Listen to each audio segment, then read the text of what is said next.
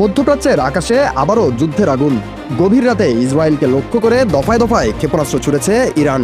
1 ঘন্টার ব্যবধানে অন্তত 3 দফা হামলা হয়। ইরানের অভ্যন্তরে প্রতিশোধের আবেগ এখন তুঙ্গে। পবিত্র জামকারান মসজিদে উত্তোলন করা হয় লাল পতাকা, যা প্রতিশোধের প্রতীক হিসেবেই পরিচিত। এই পতাকা ওঠা মানেই যুদ্ধের ঘোষণা, রক্তের বদলা এবার নেওয়া হবে।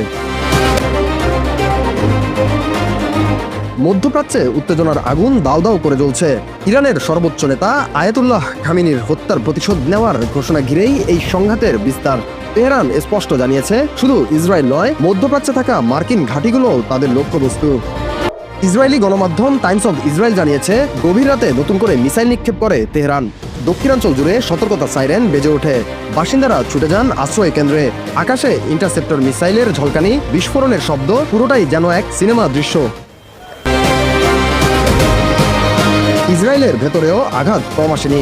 তেল আবিবে একটি ক্ষেপণাস্ত্র সরাসরি আঘাত এনেছে বলে স্থানীয় সূত্র জানিয়েছে। হাইফা ও জেরুজালেমেও বিস্ফোরণের খবর পাওয়া গেছে। ঘটনার পরই প্রতিশোধের আগুন যেন আরও তীব্র হয়ে ওঠে। তেহরান থেকে একের পর এক মিসাইল ছোড়া শুরু হয়।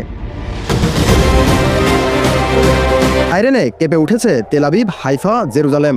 শহর জুড়ে বাংকারে ছুটছে হাজারো মানুষ। রাস্তায় নেমেছে আতঙ্কের ছায়া।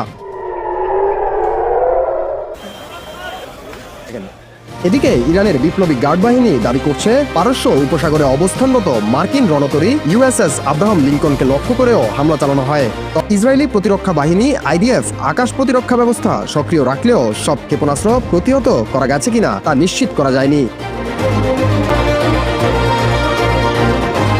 কাতার, Bahrain, Jordan, Oman, Kuwait, Saudi আরব এবং সংযুক্ত আরব আমিরাত, এই দেশগুলোর একাধিক বিমানবন্দর, আবাসিক ভবন ও হোটেল ক্ষতিগ্রস্ত হওয়ার খবর মিলেছে।